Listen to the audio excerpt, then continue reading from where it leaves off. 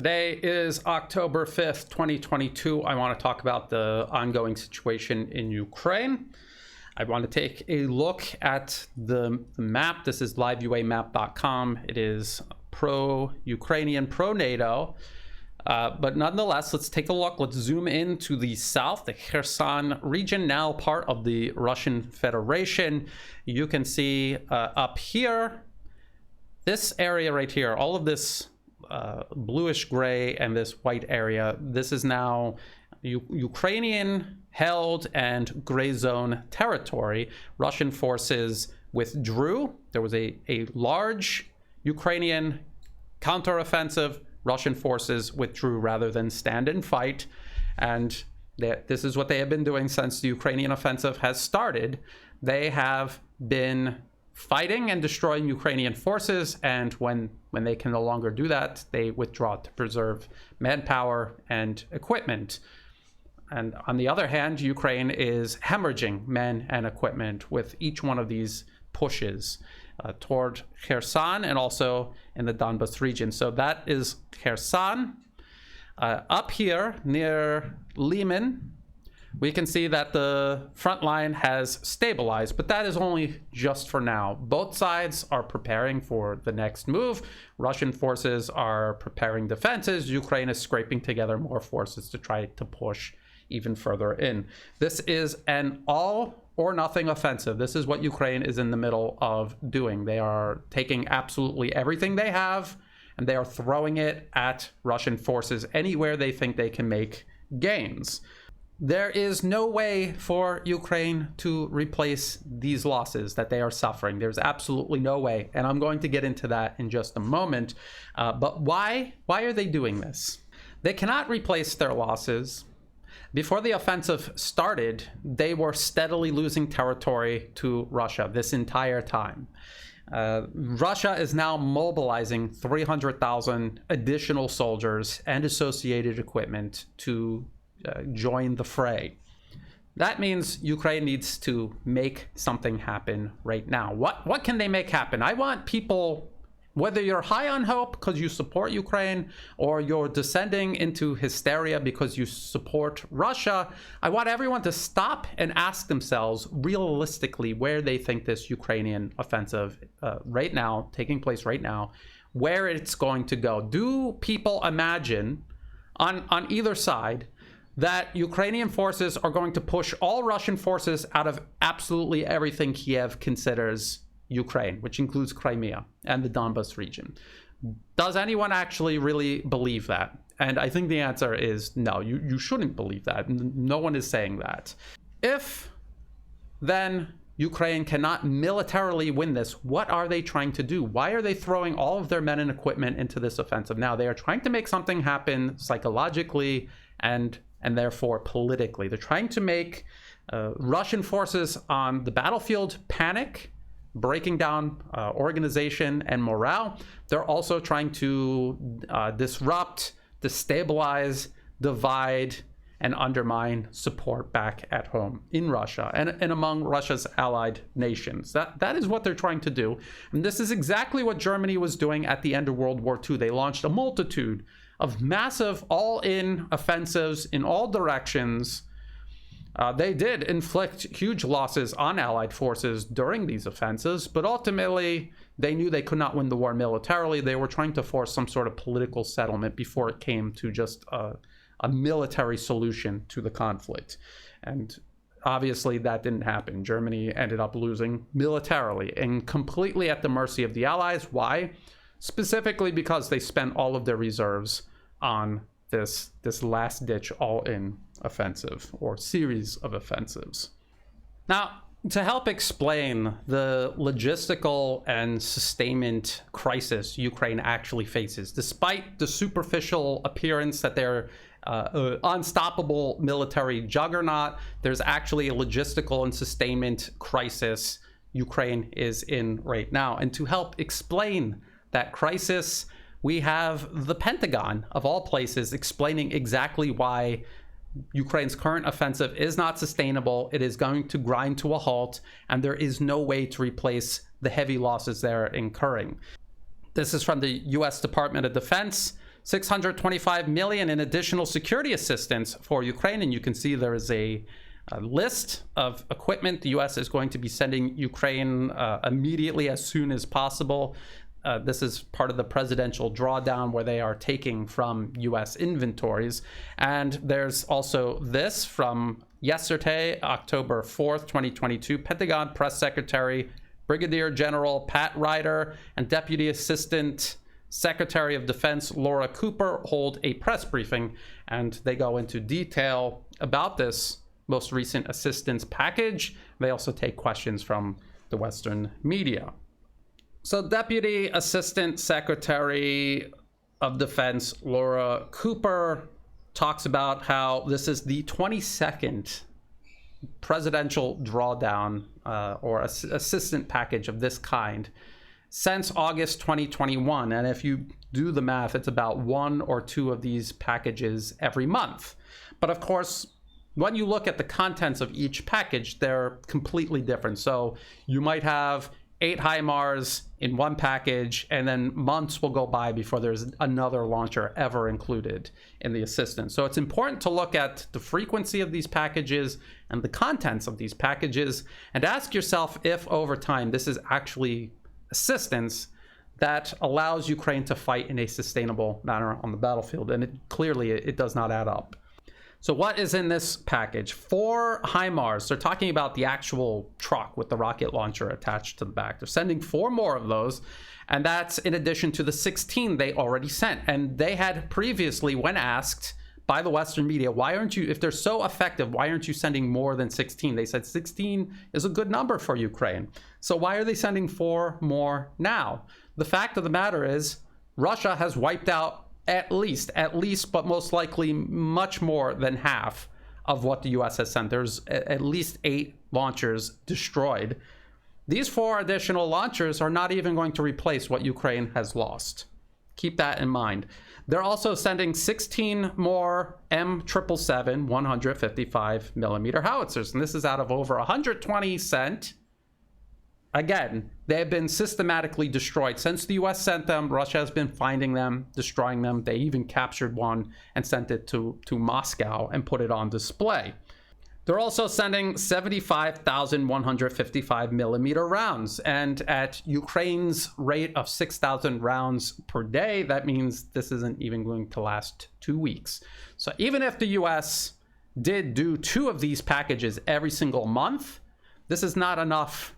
This is not enough artillery rounds to sustain Ukraine's fighting capacity. And that 6,000 rounds per day was before they launched the offensive. They're sending 500 precision-guided 155 millimeter artillery rounds. They're talking about the Excalibur. This is GPS guided, so they can hit precise locations on a map. This is in contrast to Russia's guided artillery rounds, which are laser guided and can hit moving targets in addition to stationary targets. They're sending 16 105 millimeter howitzers. Why are they doing that? Why are you sending a smaller gun that is less capable in a fight that we all admit is an artillery and long range fires battle? Why are we doing that? Because they don't have 155 millimeter artillery howitzers to send Ukraine in the numbers that they require. They're also sending 200 Max Pro mine-resistant ambush-protected vehicles. These are these MRAPs that you saw driving around Afghanistan. They can stop small arms fire, and that's it. That's all they can do. They are not a replacement for all of the infantry fighting vehicles Ukraine is losing. They are not a replacement for the armored personnel carriers Ukraine has been losing, and they most certainly are not a replacement for all of the main battle tanks Ukraine has been losing. The United States cannot replace any of those 3 categories, so they are sending this instead. 200 is not going to make up for the loss of all of these other essential armored vehicles Ukraine has been using and losing on the battlefield. They're also sending 200,000 rounds of small arms ammunition. And when the average person hears 200,000, they think, wow, that's a lot. If I had $200,000, that would be incredible. If I had 200,000 potatoes, where would I put them all? But 200,000 rounds of small arms ammunition in the middle of a war is actually not a lot. And let me break it down for you. If you are an average US Marine Corps infantrymen. You'll have your M16 or whatever rifle it is that you're using. You will have 7 magazines with 30 rounds each. That is a total of 210 rounds. That's what you would go into an engagement with. And if the engagement lasted even a moderate amount of time, you would need to be resupplied. You would need additional ammunition. 210 rounds per man. If you're using that as a metric, 200,000 rounds of small arms ammunition cannot even arm a single battalion, about 1,000 men, for a single day. That's how little 200,000 rounds of small arms ammunition actually is. And the Pentagon representative, reading this list and really emphasizing the numbers as if these are astronomical amounts of support being given. They say, this package will provide the Ukrainian armed forces with additional capabilities and munitions that it needs to maintain momentum in the east and in the south, including additional artillery and precision fires. And we just went through the numbers. You can see that this does not even replace their losses before the offensives even began. They are losing equipment and men at a much greater rate now. This doesn't even come close to replacing those losses. This is entirely unsustainable. They are losing more than they are getting to continue fighting, which means you cannot fight forever at this pace. There is a finite limit to how far Ukraine can go with this offensive. And Russia knows it, by the way. Speaking of Ukrainian losses, I'm not just talking about the Russian Ministry of Defense and their daily numbers about what Ukraine is losing. I am looking at that number, and then I am looking for evidence among Ukrainian and NATO sources to try to corroborate that number. And I have pointed out this many times. Articles like this from the Washington Post, wounded Ukrainian soldiers reveal steep toll of Kherson offensive. If you read through this article, they admit 5 Ukrainians are dead for every Russian they kill, at least. We have this article from the New York Times. In Ukraine's south, fierce fighting and deadly costs. And this is another account for how lopsided the fighting is in Russia's favor. Russia is destroying the Ukrainian military right now. They are losing territory. There's no doubt about that. But in the process, they are destroying Ukraine's military. Before the offensives began, Russia was making incremental gains across the battlefield. They moved methodically. They used long-range fires to wear down Ukrainian positions, destroy Ukrainian troops and their equipment, and then move on these defensive positions when they felt they were sufficiently diminished. And when they were doing this, they were advancing at the cost of Ukrainian forces and equipment, while at the same time preserving their own troops and their own equipment. Now, when Ukraine advances on the battlefield because they lack sufficient amount of long-range fires, they are doing it at the cost of their own men's lives and at the cost of their own equipment. And at the same time, because Russia refuses to stand and fight to the death over these positions that Ukraine is advancing on, they are moving back while destroying Ukrainian troops and equipment while preserving their own lives and their own equipment. One of these approaches is sustainable. The other is not. If we can agree on this reality that even the New York Times and the Washington Post are explaining in great detail that Ukraine may be making gains on the battlefield, but they are paying a huge cost. And at the same time, they are failing to trap, destroy, or capture large numbers of Russian forces. If we can agree on that, we can look at the numbers of equipment and ammunition that the Pentagon is sending Ukraine, that it and its allies are sending Ukraine. If we can look at all of that and we can see that it's unsustainable, and then we are watching Russia put together a force of 300,000 additional troops to bolster the numbers of units already fighting in this conflict, and then to augment them with additional units. If we could agree that all of this is actually happening, then by the time Ukraine fully extends itself with this offensive and these 300,000 troops begin shaping the battlefield, Ukraine's actually going to be in a much more vulnerable position than they started out with, and specifically because they've expended their reserves on these very expensive offensives. And getting back to the Pentagon briefing, this is exactly the reality that they try to circumvent. They're ignoring Ukrainian losses. They're ignoring the fact that Russia is withdrawing rather than suffering heavy losses themselves. And they're emphasizing how much territory Ukraine is taking, forgetting about their losses, forgetting about the lack of losses on Russia's side. And this is, again, this is psychological. This is to create a psychological and political condition on the battlefield they cannot create militarily. The Pentagon, in this briefing, in other briefings, they tried to make it out as if Ukraine is making gains territorially on the battlefield. Again, not talking about the cost to themselves, not talking about the fact that Russia is preserving their men and equipment. They tried to make it out as if Ukraine is just going to continue making this progress. And in order to actually figure out whether that's true or not, you actually have to look at logistics and sustainment. If you look at these numbers, you will see very clearly this is transparent propaganda from Ukraine, from across the West. But I see apparently pro-Russian media sources all over falling for this. In this sense, the offensive is absolutely succeeding in creating panic, creating hysteria, despair, anger, attempting to sow division among pro-Russian organizations, individuals. And I have actually seen Western analysts cite this very phenomenon as a metric of success in regards to this offensive. They are taking territory, and they are psychologically undermining support for Russia, cohesion and support for Russia. So in that regards, the offensive is very successful, and it's going to continue being successful until people get a grip on reality, or until reality unfolds in such a way that it's obvious even to hysterical people that their fears were unfounded. So as with all of these Pentagon briefings, after the opening statement, the floor is opened to questions. And the Pentagon, they're asked, all of these pieces of equipment, all of this ammunition, are you sending this to Ukraine because this is all you have available? Or is this because this is precisely what Ukraine needs to continue this offensive? And this is what the Pentagon representative says. She says, I would say in terms of how this package responds to what the Ukrainians need, the capabilities that I discussed, these are capabilities that the Ukrainians have received previously and have requested additional capabilities.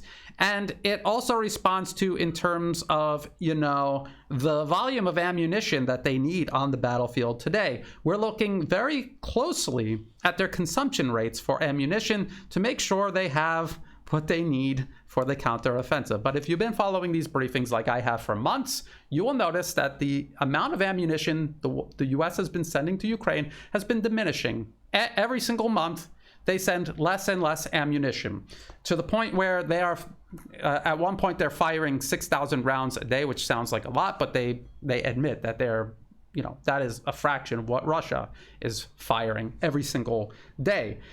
And if that was the case then, that they were undergunned and they had too little ammunition and they were, trying to conserve it by all means possible before the offensive was launched, what is the situation during the offensive right now? Are we supposed to believe that the Pentagon is supplying them with exactly the amount of ammunition they need, which is actually less than what they were using before the offensive began? Nobody believes that. The Pentagon representative also talks about these 4 additional HIMARS, and they make it out as if they're just adding on to the capabilities of the previous 16 that they've sent. They're not even going to entertain the notion that even at least some of these have been lost.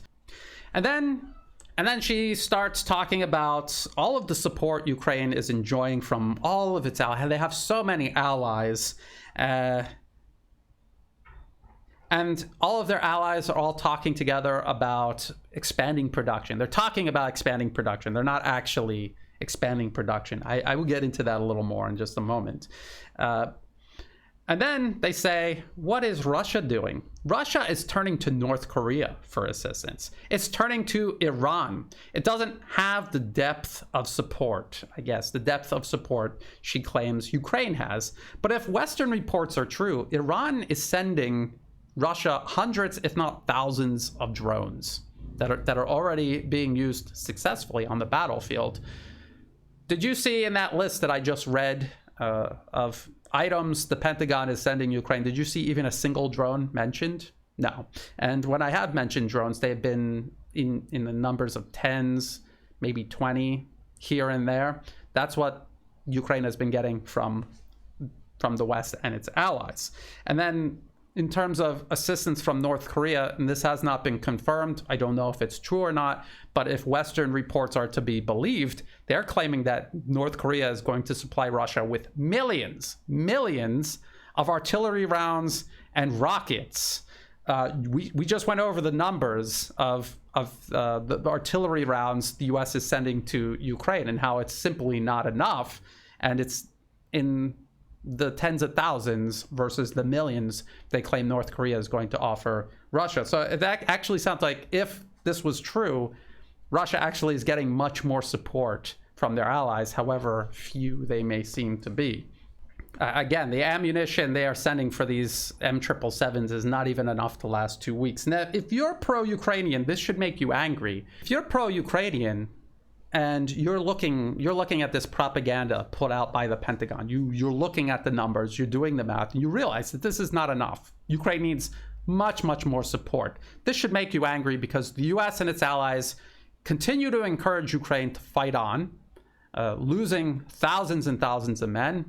Every single month, many thousands, and they're not giving Ukraine the equipment, the weapons, the ammunition they need to continue fighting. That should make you very angry. And if you're pro-Russian and you are becoming hysterical because you're looking at these losses on the map, this should all be evidence to you that this offensive is not sustainable. It has its limits. It will reach those limits. And when it does, there will be a very noticeable turning point. Now, because the Western media who show up at these briefings, in the back of their mind, they're still panicking, because despite all of the success they see on the battlefield, they have been following this for a while. They understand that the amounts represented in these aid packages is not enough. And so they ask questions like this. The Ukrainian armed forces are consuming every month much more munitions than the U.S. industry is capable of making every month. So how confident are you that you can help Ukraine as long as it takes, as you said? And that is exactly what I just said, isn't it? It's not just me imagining this or repeating Putin propaganda. This is something even the Western media clearly can see for themselves, that the West is not sending Ukraine enough ammunition, not enough that they need on the battlefield. It's unsustainable. It's what I just said. This is what the Pentagon representative says. She says, that's where we get into the question of production. And we are confident that we are investing in production. It's ramping up.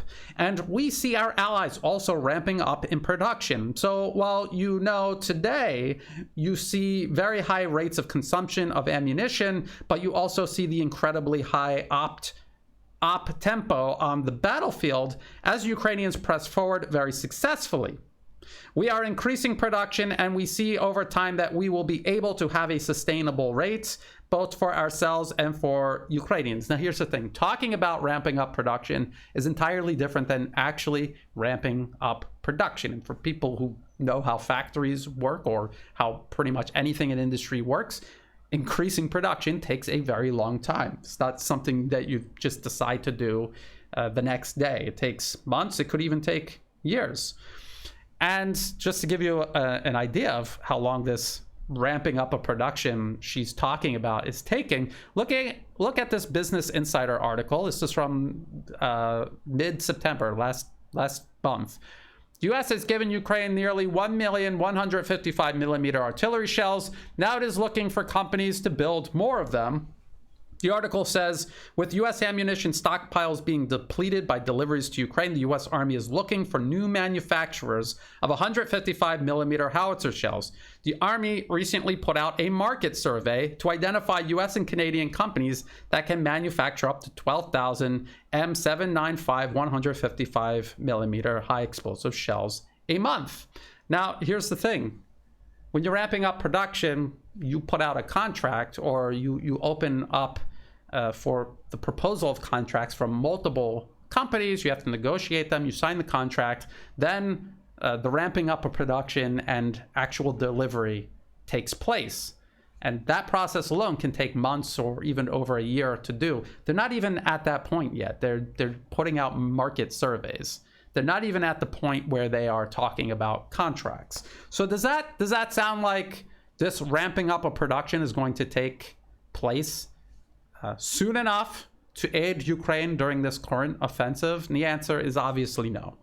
And notice how the Pentagon representative during this briefing, during other briefings, how they all collectively ignore this reality that even the Western media is reporting on. The fact that you can talk about ramping up production, but it is something that takes a very long time to do. And it's also something that Russia is in the process of doing. By the time the West ramps up their production, Russia will already have ramped up their production. And they're already at an advantage, and they're ramping up production to maintain that advantage in the future.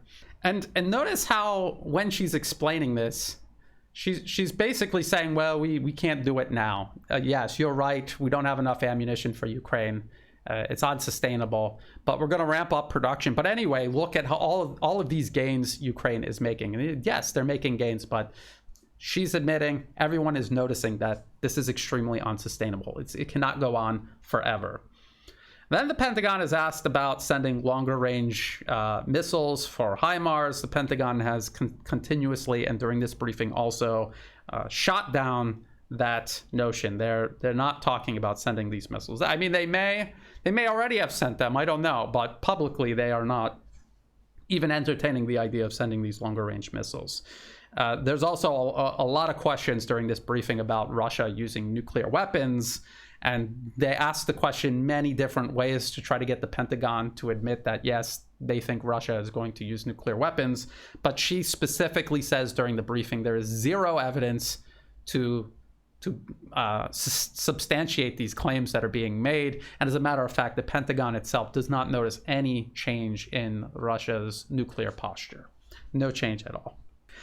Someone else asks about the HIMARS and Ukraine's ability to absorb these additional launchers, as if they still have all 16 of the original launchers. Now they're getting 4 additional. How can they absorb them? Well, they can absorb them because, again, they've lost more than half of the launchers that they were sent.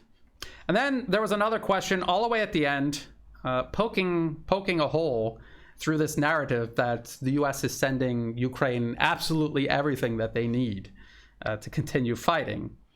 And the question is about Ukraine continues to beg for more tanks. They're out of tanks. They need more tanks. They're begging you for tanks. Why aren't you sending them tanks? They're asking questions like this during the briefing. And the Pentagon representative says, we absolutely agree that the Ukrainians need tanks. And, I don't have the breakout numbers, but, the U.S. has worked with allies to support Ukraine with 1,000 armored tanks and other, armored APCs. And what she's talking about is all armored vehicles together, equal to around 1,000 that they have sent to Ukraine. Within that number is a certain number of tanks. It could be a couple of hundred. I think the most substantial number would be the 200 to 300 T-72s sent by Poland and the Czech Republic. And again, the majority of those are gone, which is why Ukraine is begging for more. She goes on and she says, we definitely see the need for tanks. The easiest to provide immediately and be immediately deployed on the battlefield are the, Soviet-type tanks that the Ukrainians already know how to operate, but more importantly, that they know how to repair and that they have spare parts for. So one of the challenges with introducing other Western-type tanks, and this is something that I have said over and over again, is the maintenance and the sustainment piece. And what she's actually saying is that Ukraine's out of tanks and NATO is out of tanks to send them. They're out of tanks. And sending Western tanks is completely impractical. Even if they sent them with Western-trained crews, there's still the problem of sustaining them on the battlefield. They need more fuel. They have specialized maintenance issues that would have to be addressed. So you'd either have to send them back to Poland, or you'd have to set up shops in Ukraine with Western-trained maintenance crews that would be vulnerable to Russian attack. And again, it is a 1,000-kilometer trip from Donbas to the Polish-Ukrainian border, and then another 1,000 back to the battlefield. And then on top of all of that, and this is something that they haven't really mentioned, is that even if you had Western trained crews in Western main battle tanks and somehow you were able to figure out how to maintain and sustain them on the battlefield, they're still going into battle with no air cover, no significant artillery cover. A tank is meant to operate in combined arms warfare in coordination with other types of weapon systems, and Ukraine simply doesn't have it. What they're using their tanks for, and this is what we're seeing around Kherson and in the northern Donbas region right now, they're just sending them directly at Russian defenses, hoping that they send so many, Russia cannot blow them up fast enough, and that a couple of them will get through and force Russia to withdraw. And when Russia withdraws, they bring all of their men and equipment with them, which means, is Ukraine really winning anything other than these superficial temporary territorial gains while their army is being systematically destroyed? Think about that. The truth is right in front of your face. Everyone can see this is what's going on. And I'm not citing Russian sources. I'm citing entirely Western sources here. And just to show you how desperate the situation is with tanks, NATO is sending 28, which is entirely too few, 28 T-55s that were last modernized in the 1990s. This is entirely inadequate. You're sending what should be in a museum. A T-55 belongs in a museum, not on the battlefield, no matter what you did to it in the 1990s to modernize it. So that is the situation in Ukraine. At face value, people looking at the map day to day, they're panicking because that's all they're looking at. They're just looking at territory. In a war, there is more than just territory that can be traded. You have to look at sustainment and logistics. This is the foundation upon which all military success is built upon or crumbles because of. Ukraine, according to the Pentagon itself, as noticed by the Western media showing up at these briefings, they cannot sustain Ukraine's fighting capacity. It's plain as day. It's in black and white. There's no way for them to do it. This is an all or nothing offensive designed specifically to target Russian troops and their supporters in Russia and around the world psychologically to trigger political developments in Russia that can stop this conflict in a way military power cannot. They know what awaits them if they fail, and this mobilization is successful. It gets on the battlefield. Russian leadership, the Russian military stay united. They hold fast, and they see this through to the end. Ukraine has lost, and everyone knows this. The Pentagon knows this. Ukrainians know this. This is why they are so desperately pushing every button they can push right now. This is not someone who is confident, calm and confident and in an advantageous position. This is someone who is swinging wildly and exhausting themselves in the first round of a very long match. If you thought this video was useful, please like and share. Think about subscribing to my channel. It's free to do. It helps the channel grow. If you're watching this on YouTube, please check the video description below for other places you can find and follow my work. I have people ask me all the time, where can I find your Telegram channel? The link is in the video description. Just scroll through it, find it, click on it, and you will find my Telegram channel. Also in the video description are all of the links that I referenced in this video, as well as for ways you can help support my work. I do not monetize my videos on YouTube. So if you see an ad pop up, please feel free to skip through it. It does me absolutely no good. If you want to support my work, please do so through Buy Me a Coffee, Patreon, and also PayPal. And to everyone who has been helping out, whether it's one-time donations month to month, or even if you're just helping share my work with others, getting this information out to more people, I greatly appreciate all of that. I could not do this work without that support. So thank you for that. And as always, thank you for watching.